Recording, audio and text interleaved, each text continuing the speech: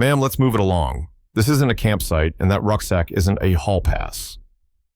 Customs Officer Mark Benton tapped the stainless counter with a pen loud enough to turn heads across international arrivals. A few travelers tittered, grateful the spotlight had found someone else.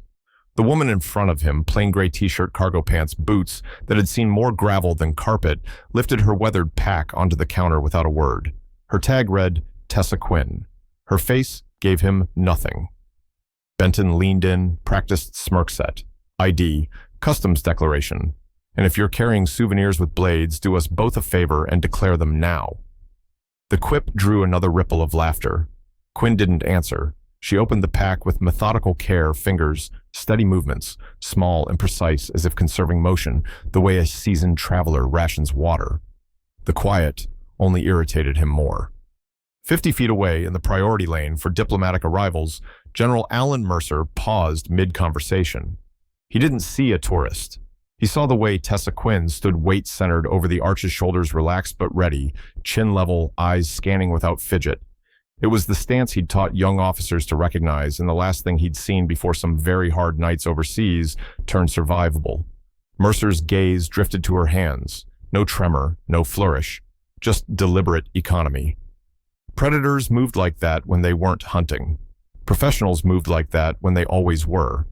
The terminal hummed its usual uneasy music, rolling suitcases, public address chimes, the tinny complaint of a child long past nap time. Benton had worked this checkpoint for years, long enough to pick up habits he mistook for instincts, quick judgments, quicker jokes, and the certainty that authority and wisdom were the same thing. He saw a young woman in field gear and filled in the blanks. He didn't notice the way Quinn avoided the reflective glass that made sightlines messy, or how she placed the rucksack lengthwise zipper facing him, straps facing the hall, so nothing snagged if a rush began. Mercer noticed all of it. "Let's not hold the line hostage," Ms. Quinn Benton said, pen tapping again. "What's in the bag besides laundry and attitude?" He expected the easy win, a flustered apology, a scrambled stack of papers, the small power rush that kept long shifts tolerable. Instead, he got silence. Not stubborn silence, but the kind that belongs to people who measure twice and speak once. Mercer felt the old, unwelcome tightening between the shoulder blades, the body's memory calling roll. He'd seen this scene before in different uniforms and languages, a loud gatekeeper, a quiet specialist, an audience eager to laugh. It ended one of two ways, either with a red face and a lesson learned, or with alarms. Across the counter, Tessa Quinn raised her eyes at last, not to challenge, but to mark distances. The doors, the guards, the blind corners behind mirrored glass. Benton mistook it for insolence. Mercer knew better. In a place built to sort people into lines someone had just failed to notice, the only kind of line that mattered, the one between noise and competence. And it was about to be tested. The alarm didn't ring so much as rip the room in half. Red strobe struck the polished tile. The PA's flat voice hammered out code. Red lockdown, secure all stations. The line dissolved into panic. Suitcases toppled, announcements died mid-syllable, and doors slammed as blast shutters started their crawl. Mark Benton reached for his radio, then his pistol, then nothing at all.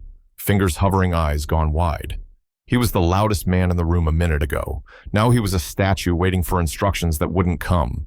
The threat announced itself with a scream and a flash of steel.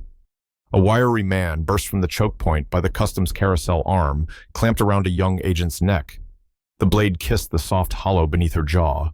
Her badge swung like a metronome under the fluorescent light. "Back off," he howled, dragging her half-shield, half-anchor toward the exit before the shutters could seal it. Two officers squared their shoulders and shouted conflicting commands. The crowd compressed into a trembling ring of witnesses. Tessa Quinn didn't shout, didn't consult. Benton didn't make a speech. She moved. 3 steps, no hurry, no announcement. Step 1, angled left out of the attacker's eye line. Step 2, slid forward on the ball of her foot, centering over his base.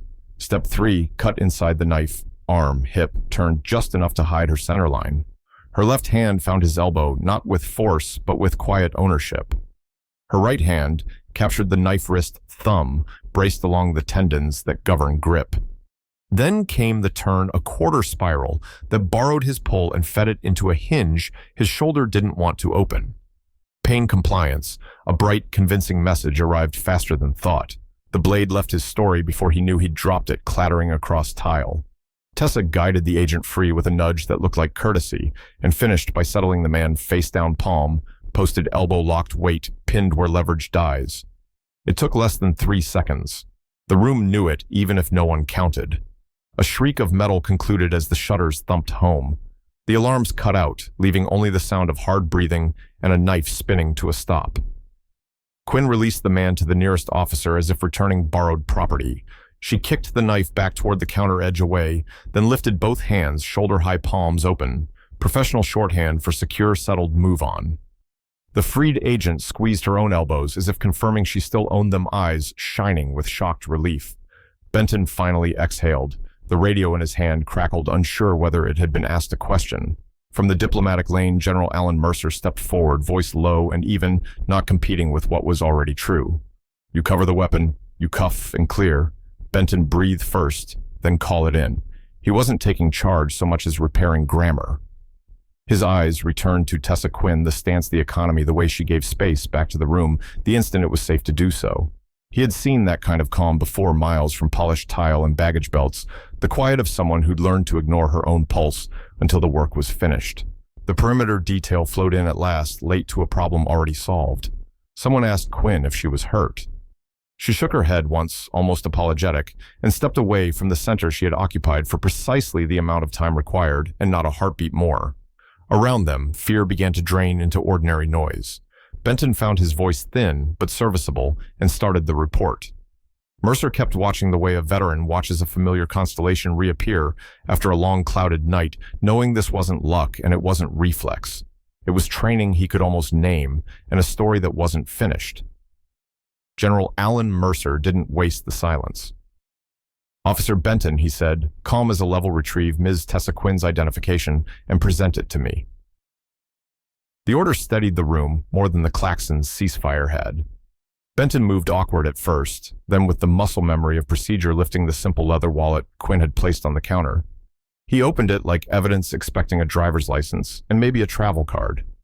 Instead, behind the license, a small rectangle of matte titanium caught the light, non-reflective edges, chamfered lettering laser clean. Benton's brows pinched. Mercer held out his hand.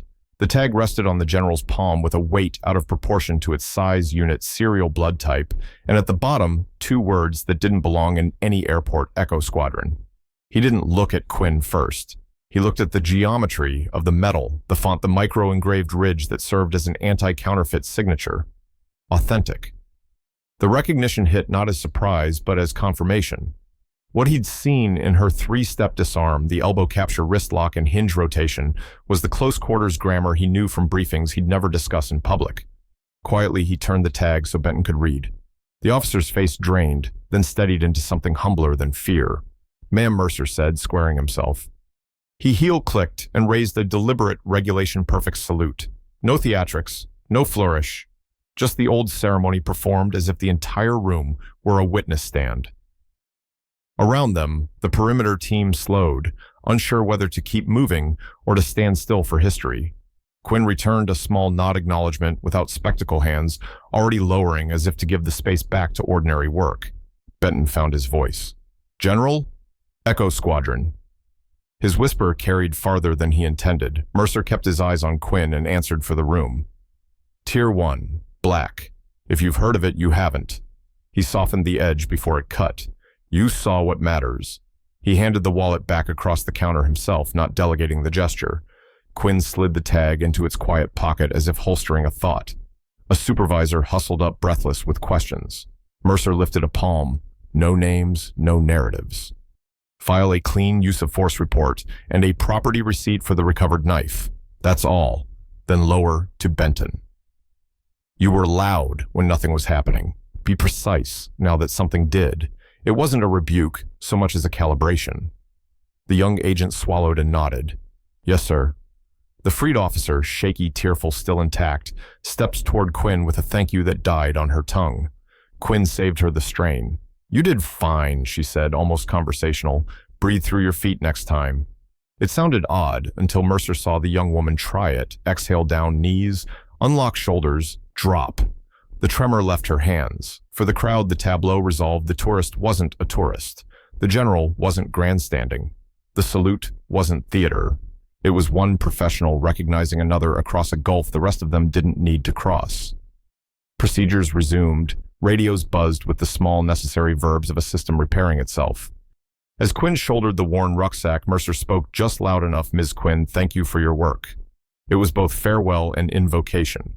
She inclined her head and slipped back into the stream of travelers, a quiet asset returning to anonymity, leaving behind a terminal that suddenly understood the difference between noise and competence. As the automatic doors sighed shut behind Tessa Quinn, the checkpoint returned to motion, but not to normal. Within the hour, the camera angles that had witnessed every frame of the standoff were boxed, logged, and spirited away under a classification stamp that seemed to darken the air itself. General Alan Mercer signed a chain of custody form without flourish, then spoke a single sentence to the station chief, "Treat this as privileged doctrine, not gossip," and left the hall quieter than he had found it. The footage vanished. The lesson did not. By late afternoon, a rumor with the hard edges of truth had already migrated from break room to briefing room. A traveler with a beat-up rucksack had ended a hostage crisis in 3 seconds, and a general had saluted her. Policy followed quickly.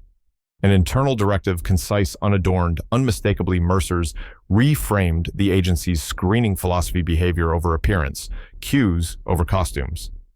A curriculum team rebuilt the academy's first-week block from the bottom up. The new module began with silence, no slides, no preamble, only a minute of stillness, while an instructor stood motionless at the front of the class. Then came the prompt, "Tell me what you see." Recruits learned to inventory the human baseline posture, hands, breath, gaze before they ever touched a passport. The case study anchoring the block carried a spare title in black letters, "The Ghost of Gate C12. No names, no dates, just the sequence, lockdown chaos, a hostage taken, 3 steps, an elbow wrist, shoulder rotation, blade on tile, release. The takeaways were plain and brutal. Adrenaline makes noise. Competence makes order. Mark Benton did not escape the story he helped write. There was no reprimand ceremony, no public spectacle, only a reassignment memo to a windowless office labeled temporary detail. Documentation review, a place where the fluorescent hum left space for reflection. He showed up early, stayed late, and filled a notebook with what he had missed, the way Quinn's fingers never fumbled, the way her feet slid rather than stomped, the way her eyes mapped the room before anyone else had found the radio. When the academy requested experienced officers to assist in the new curriculum, Benton volunteered. He stood before recruits with a tone so measured it surprised his colleagues and said, "I don't want you to remember me. I want you to remember your blind spots." Then he taught them how to run a 3-count scan, hands, hips, horizon, before a single question left their mouths. The field training changed too. Role players in plain clothes were hired not to look dangerous, but to move dangerous. The best evaluations went to trainees who noticed the tight funnel of a shoulder line, the concealed tension in a forearm, the way panic can be acted and calm cannot. In after-action reviews, instructors now asked, when did the room get quieter? It was a new metric, order, as evidence of judgment. In the agency's lore, the event settled where legends live not on posters, but in muscle memory. Veterans began telling rookies, Gate C12 isn't a place, it's a question. Are you seeing what matters? Mercer didn't repeat the story often, and Tessa Quinn never appeared in it when he did. That restraint was part of the doctrine. The point wasn't a hero. The point was a standard. And for the few who had stood under the hard lights of that terminal, the memory that persisted was not the classification stamp or the whispered unit name. It was the quiet after the knife hit the floor. 3 heartbeats of ordered silence when competence, unadvertised and undeniable, retook the room. By month's end, the checkpoint sounded different. Radios were lower orders, shorter, and the silence after a decision felt earned. Humbled by what he'd seen, Mark Benton began volunteering for the academy blocks, not as the man with answers, but as the cautionary example. He'd stand before a room of rookies and say, I missed the only 3 things that mattered, hands, hips, horizon. Then he would replay the sequence on a whiteboard teaching breath control and that first quiet scan before a single word leaves the mouth. His mantra spread from break room to gate shack. Slow is smooth and smooth, lets you see. One by one, the hot takes faded. In their place came deliberate checks, Softer voices, better work. General Alan Mercer kept it that way. At the next graduation, he spoke without slides, without flourish. He told a nameless story about a crowded terminal, a knife, and 3 seconds of ordered calm. Judged by control in the storm, he said not by volume, wardrobe, or biography. The auditorium, full of new officers and their parents, held still in the respectful hush. Veterans recognized the sound of truth landing. Tessa Quinn was already gone, folded back into the quiet places where people like her do their work. No interviews, no citations, only the shifting of practices in rooms she would never enter again. The doctrine solidified behavior over appearance, outcomes over opinions, competence that doesn't announce itself. On breakroom corkboards, the reminder was simple: calm is a skill. Practice it. For those of us who've worn a uniform, the moral feels familiar. The loudest voice is rarely the steadiest hand. What saves people on a flight line, a freeway, or a family dinner gone sideways is the person who breathes, notices, and acts with precision. If that resonates, share a moment when quiet judgment made the difference in your life.